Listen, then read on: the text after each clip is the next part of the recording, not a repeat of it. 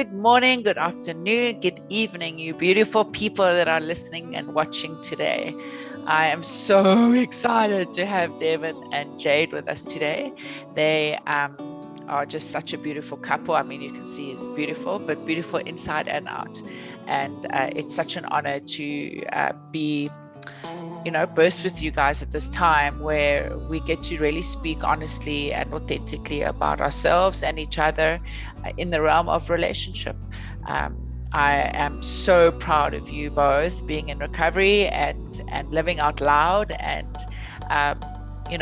for those that haven't seen it, please go look at Devon's Instagram account and Jade's. The information will be okay. Just go look at his. You should create a Devon and Jade Instagram as well. So oh my God. I think they're sick of us already. No, you guys are lovely. Thank you for being on the show today. Welcome from our heart. Thanks for having us. Yeah, thank you for having us here. We look forward to sharing what's most necessary for people to break through and move forward in their own relationships too. Yeah, amazing. So, Jade, let's start with you. We're speaking today about dating. And maybe you could, before you met Devon, what did dating look like for you? Like, where were you? Were you online? Were you... I was very much a relationship girl, if you can say that. Since I was in high school, I was just went from very long serious relationship to the next. She says that as though she's really old. Jade is 26. So yeah. high school was only 7 years ago. You know what? Yeah, my life is still in this thing. No. Abso-fucking-lutely. All fucking mad, okay? He gets up in bed in the morning and he's like, oh, my hips. He has to stay physio because he's that old, okay? So you can just shut up. So I was in all these long relationships, but I'm always feeling like I had to fill this gap in my life with the same kind of person. So obviously we know as females, and I mean obviously as males in this new time as well, we are so heavily influenced by our dads and by the partners that we choose. I had a very strong relationship with my father, so I kept on trying to find someone that's just like him. Indirectly, I didn't actually say, oh, that guy looks like my dad, let's get it on. It was not like that. It was just, basically trying to emulate the experience. And then it was basically online for when I was during COVID times. And then all those dodgy meetups, as we all know. But no, I've often felt like I've been in love and the one and everything before. But it was always toxic. So that was me before. Oh, lovely. Thank you. That was what you were asking, exactly. But there's a low down. Exactly. Thank you, Jade. Devon, how did your dating game or life look like before you met Jade? So, very boring. Okay. I have the spice of life. Yeah, she is the spice of life. But I was very fortunate to have some really amazing romantic partners, and each of them fulfilled a massive growth season in my life, and each of them taught me something new, both about myself and about relationships. So I went into rehab when I was 33 years old, so I'm going into my 6th year of being clean and sober. Prior to that, back-to-back relationships too. So kind of from the age of 22, from one long-term relationship into the next. I, as a real typical narcissist, when I was an addict and alcoholic, needed somebody to assert a sense of control, needed somebody to that would fuss over me and make me everything in their life for me to feel affirmed in a sense of existence, because I couldn't do that for myself. So as an addict alcoholic, no sense of self-worth. So I drew my sense of self-worth from having a romantic partner who absolutely relied on me and made me the epicenter of their world. That was very toxic. Then going into rehab, coming out of rehab, I was single, for about 4 years, and then only about a year ago started dating and had like 2 short-term 3-month relationships. And it was very quick for me to understand that I either wasn't ready or that the person wasn't right for me. And then it was in November last year that Jade and I, for the first time, spent time together. And I've got to tell a bit of the backstory, though, how we met. He manifested me. Yeah, I did manifest He it. stalked me. It was a 4-year process. Where 4 years prior to that, so 1 year out of recovery, I discovered Jade on Instagram, and already then she was being so raw and real with her own journey of being an alcoholic in active addiction at the time, and that really drew me to her. So aside from the fact that she is drop dead beautiful and the most gorgeous human being I could ever be with, for me it was the depth of soul, and my narrative was, wow, I'm going to grow with this person. This is someone I can really learn from and learn with, and that already attracted me. So a couple DMs, well, maybe 20 that I ignored. Being ignored, and then single word responses like, thanks. Like, wow. And then Jade had a boyfriend for 3 years. We went to which I mentioned earlier, and he was like, he doesn't regret any of the partners. When you asked about my previous dating life, I just want to say that everyone was a very good, important stepping stone and absolutely to get you to the person you are today. So she never regrets anything that's happened. The perfect experience. So I used to see Jade and her boyfriend at the gym, and I remember one night in particular, I always felt Jade's energy when she was he there. always noticed him. And I was sitting downstairs in the coffee shop working on my MacBook, and I saw Jade and her boyfriend having a coffee or like a smoothie after gym. And in my head, I just said, one day. That's all I said. And I knew with absolute certainty that one day we would have a season. And fast forward 3 years later. I had no idea this man was even trying. Yeah, Jade was, I think they'd been broken up for about 6 months, and Jade wanted to interview me for a YouTube series that she was doing. Which never actually happened. No, never. Because now I know all of his shit. And obviously, like, wow, that is people with you. Like, I hear this man's story all day. And so I invited her to my relationship mastery workshop because I was running one on that Saturday. So strategic. Yeah, very strategic, because I knew it would be kind of nice to watch me presenting and holding space. You knew what you were doing. So that was my close, and he looked so hot.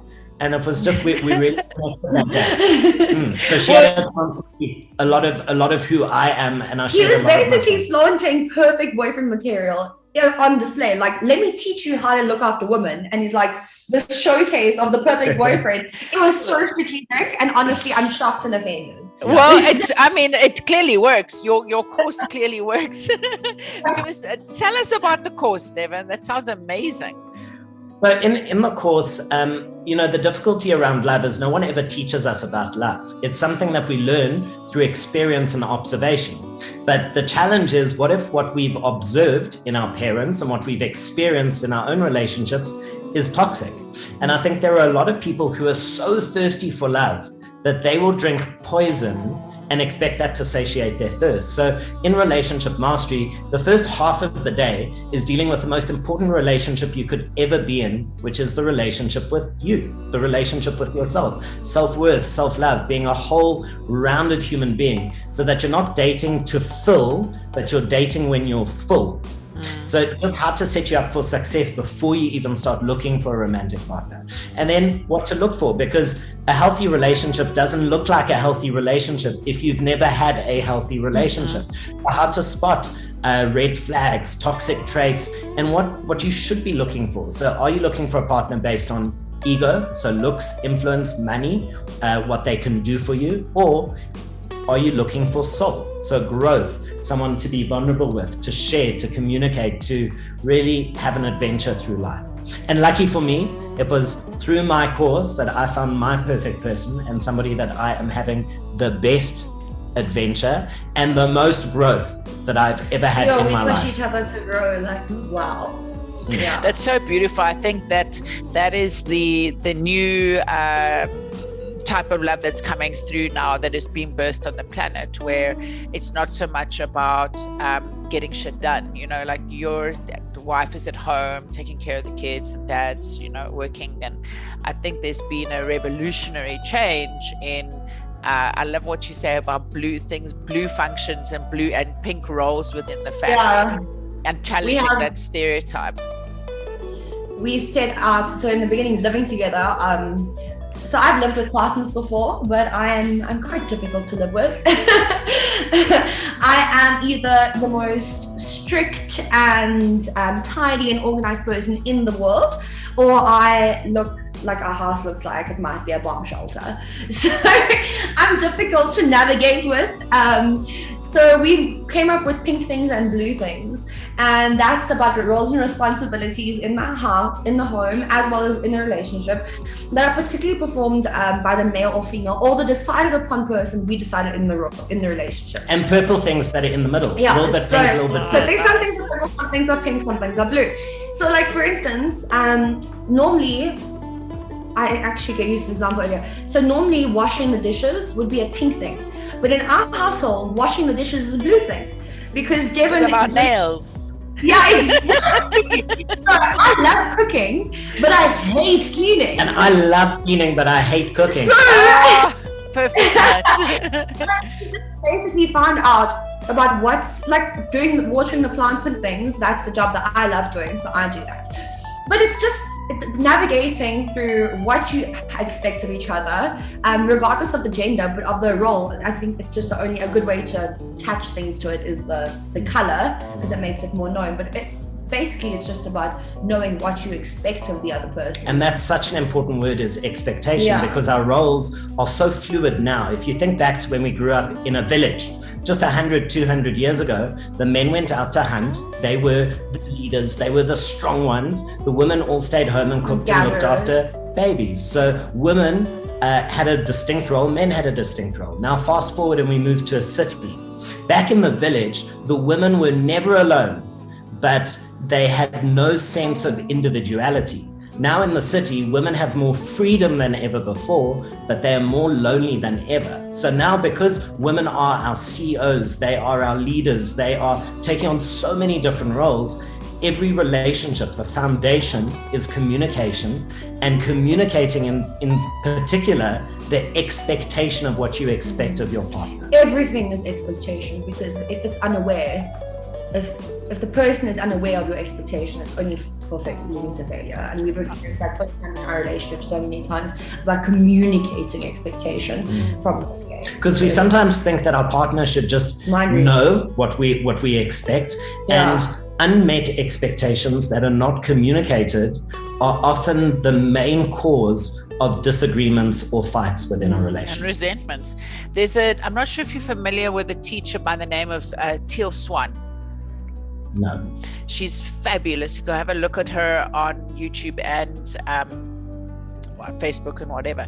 And she was speaking, over the years, people have said I mustn't have expectations, or my expectations are too high. And I was like, I don't know if I'd agree on that. Like, I have standards, and my standards are what my expectations are. And Teal speaks about, we need to have expectations of the people that are around us. I know, Devon, you've spoken about this as well. It's like, surround yourself with people that are going to raise your game. And so my expectations are that I want the people that are in my inner circle need to be have really strong personal mastery. They don't need to be perfect, but they have to have strong personal mastery. And because that helps me lift my game. I mean, as your book says, I'm going to bring that in here, Get Over It, which I think is so stunning.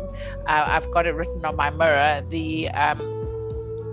I've totally forgot to hit it. Ownership, vision, and action, and how those, having the inner circle of people that have strong self-mastery is really what ups our game. So I'm going to quickly, this book is brilliant, Devon. You and I were on radio with Mix FM in December, and you very kindly gave me a copy, which I think is fab. And there's some really... I called Jade my girlfriend live on... Yeah! He didn't ask me. He just was like, I was listening to the radio, and then all of a sudden he was like, "Yeah, my girlfriend." I'm like, "Oh, well, that's apparently a thing." Like, that's one way to do it. Yeah, to tell you, my girlfriend, not even ask you. Before even that didn't come over with me. You smiled. Of course I did. I did a little. Oh yeah, I mean, there's one of the key milestones in a relationship, right? Is when you get asked to be the girlfriend.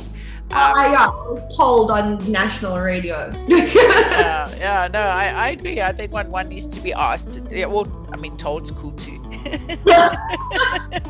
So tell me, what has dating been like for you guys after lockdown? I mean, how? Wait, let's go to the thing that had me in tears. You guys had a breakup, and it was very, very emotional. And very raw and honest, and I think the video is really beautiful, and I just want to clap hands, send love for your ability to love each other and be honest and real and authentic about what wasn't working for you at that time. And I really believe that it became a deeply teachable moment to people that were struggling in their relationships, and how to consciously uncouple, and I felt that that's what you guys were doing in your interview. So those that haven't seen it, please go and have a look on Instagram. And I mean, I don't know what part of that you guys let's Jade, would you like to speak about? I'll set the scene quickly and then Jade can take over. In the beginning, Jade had just come out of a 3-year relationship. I'd just come out of my 3-month relationship. So both of us, we spoke about our exes quite a lot. So there wasn't an expectation that we were going to date. There was a strong chemistry. There was a connection from word go, but we didn't think we'd jump into dating so soon. Both of us needed time to heal. And we went and spent Christmas together at the river. So Jade invited me to the Vaal to go spend time with her family. And there was a moment there where I just looked at her and I was in love with this human being. I wasn't yet. Just for the record, you fell in love first. Yes, no, I did, and I'll own that. And so it moved very quickly from being like a non-attached kind of no definition into feeling like we were dating. Basically, it was purely physical, and then it developed into some emotional. And I think being at the river with her family really, really liked me. And Jade has always my family love him. My family speak to him more than they speak to me. Okay, like I'm not surprised if they put him into the will and I could take him out. So you don't understand. Just to frame it, like Jade has a very strong personality, parents, and she's always wanted the affirmation and approval of her dad. And the dad really, really liked me. So I think part of Jade felt a little bit pressured to create a relationship in the beginning because, I wanted to. You wanted to, but there was pressure. Okay. And we need to set this up so that the what transpired makes sense. So it wasn't a thing of like just free sailing. It's like we were both at the river still talking about our exes. I was still missing. I was planning on leaving the country. Yeah, she was planning on moving overseas. But then it just all of a sudden became super serious and we ended up moving in together. Yeah. And after a month. Yeah, after a month we moved in together. And that was just Jade's decision. She's like, hey, I'm going to move in. Well, you technically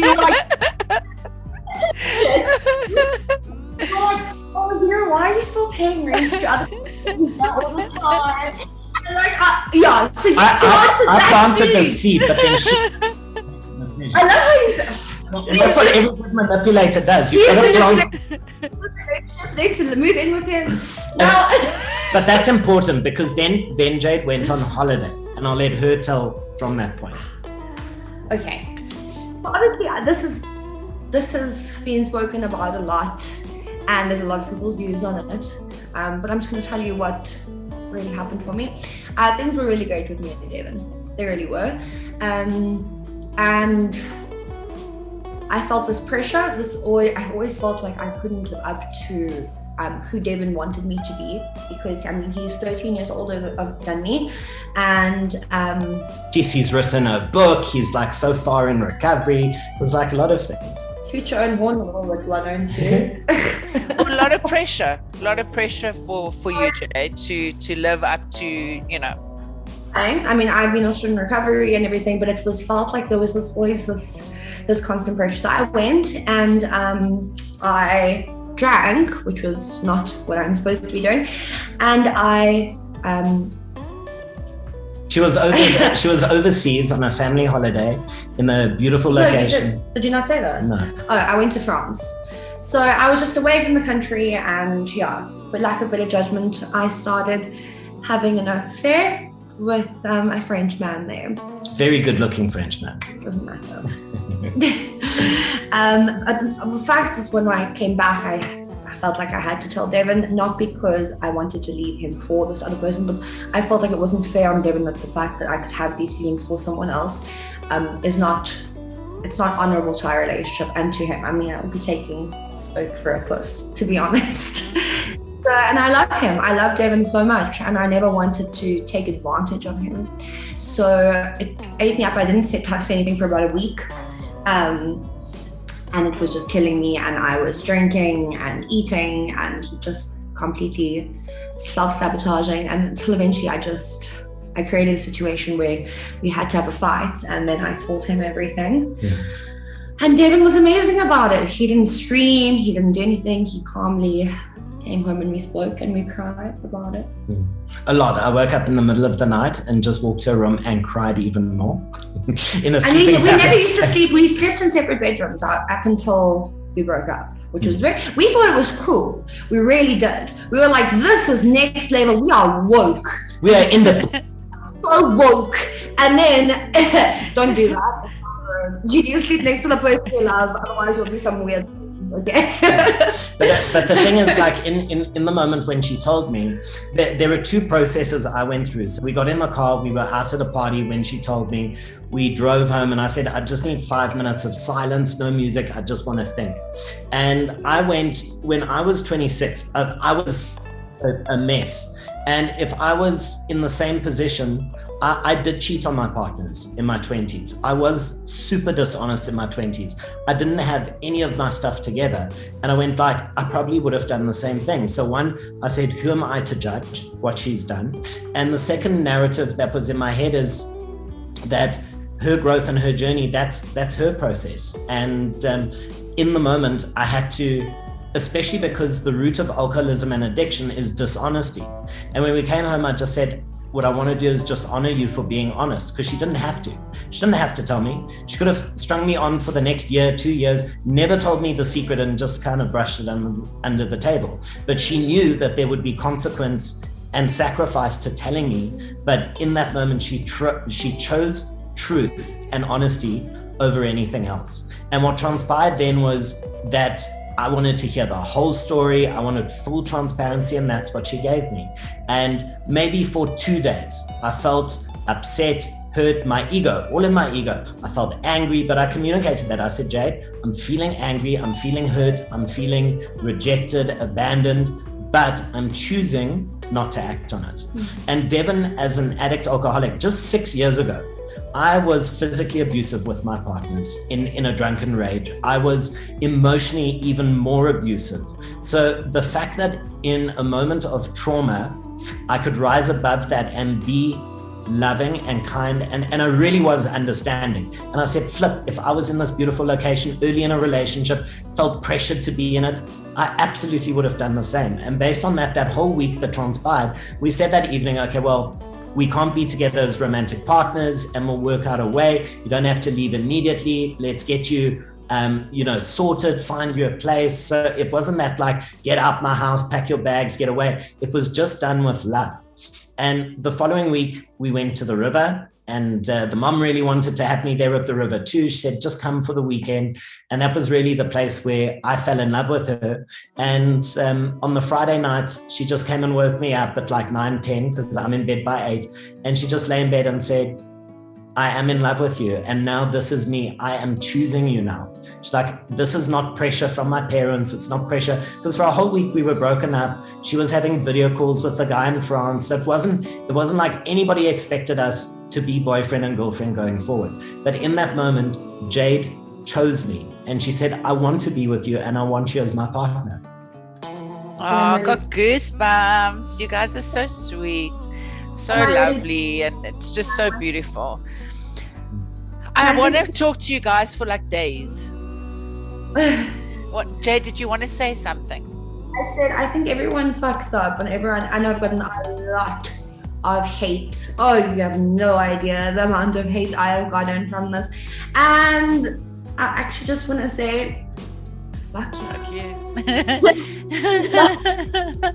Most of the thing is, we are the people that we have to wake up next to. I don't really care about what other people think, because when I go to sleep at night, he's the person I'm going to be next to, and it's how I want to feel about myself. And I honestly don't care about Instagram. And we're closer now than ever before. Oh, so yeah. in the moment, we are best friends. In the moment, it's like, I forgot what you call it. I think you call it kintsugi, but in Japanese culture, when a glass or a vessel, a pot breaks, they put it back together, but with golden seams, and the golden seams are even stronger, makes it more beautiful. I think you told me many things. No, it's called kintsugi.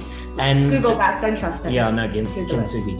And the pot after it's broken is more beautiful and stronger than it was before, and that's where we are now. So through a moment of there being a brokenness in the trust, it can be rebuilt even stronger. Because now the foundation is complete honesty, and I'm very bad at communicating my needs. My God. But through this situation, like Jade she's the peacemaker in our relationship. So and you wouldn't think that. I am the calm one. When in moments of crisis, I am so calm. And I think my favorite thing to say is, stop being so dramatic. There's the divine feminine side. Calm down to hysteria, please. So I think it is called kintsugi, and Leonard Cohen has a song where he speaks about through the brokenness of who we are, God's grace gets to shine. And I love that through the brokenness of your relationship, you've allowed love to shine through it. That's really beautiful, guys.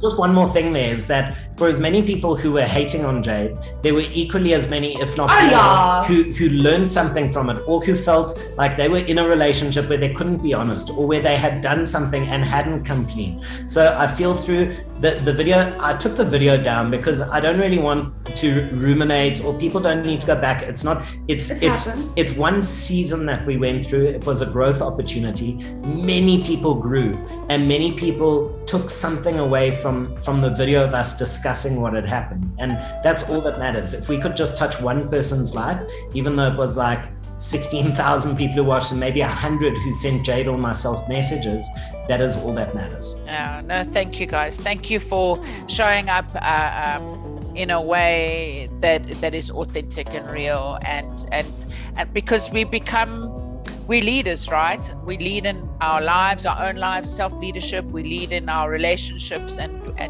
we're leaders in society. And if we're not willing to be vulnerable, honest, and authentic, we're not really living the lives that God gave us to live. So I thank you both so much for being here today. We've got to have another conversation. We've got to do another one. Devon, is there anything you'd like to leave I'll give you each a chance to leave our viewers with something, like a golden nugget, like a little bite-sized something. When people don't feel like there's progress, they're very quick to throw in the towel. So you go to gym, you don't go to gym and then come home and look in the mirror, because you're not going to see any change. The next day when you go to gym, you don't come home and see the change. And a relationship is much the same. It's through the challenges, the pain and the obstacles. If you can overcome that together, you create an unbreakable unit. And I look at this woman now with even more love than I had before. I wake up some mornings and go, I don't think it's possible to love this human any more than what I do. And then boom, I really do. I look at her in a different way. And through this situation, I have a partner in crime, and a future wife that I know I can achieve and surmount any challenge that comes our way. So if we could get through something like infidelity that would destroy a lot of partnerships, it's made us so much stronger. And I encourage people that when you face challenges, instead of just throwing in the towel, look at it as an opportunity to grow, to rise above, and actually grow closer with your partner instead of just pushing them away. Beautiful, beautiful. Jade. I think don't get so caught up on the symptoms in your relationships. So infidelity was a symptom of a causal issue. And a lot of times at the sign of a symptom, it's like, for instance, you start feeling sick, you get a cough, and you say, okay, well, now I'm just going to top myself, so it's done. And you just, so once you see a symptom like infidelity, it's a lot of the time it's about caring enough to try and see where that comes from both sides. And I think the most important thing in anything with relationship with yourself or with your family or your partner is honesty. And that's not just being honest and telling everyone what you're doing or, not lying. It's about actually having conversations with yourself and analyzing and saying, am I being honest to myself in how I'm showing up, in what I'm looking for in this relationship, in what I know that I'm contributing? Am I being honest with that person? And then you look at your partner, am I being honest in a reflection of who I am? Am I reflecting that honestly? Am I not trying to be someone I'm not for the sake of this relationship? Authenticity. So yeah, understand authenticity. Yeah, beautiful. We make it work. Yeah, we tight. Guys, I'm so grateful for you being on with me today. I can feel your love all the way from Sandton to Bryanston. Okay, guys, we've got stuff to do. Just kidding. My viewers, thank you for joining us for another beautiful day, and I'm not sure what time of the day you're watching this. Please feel free to like, comment, share, and get back to us about what has been powerful about this interview. Lots of it, I'm sure, and what you'd like to see more of. Lots of love, everyone. Bye.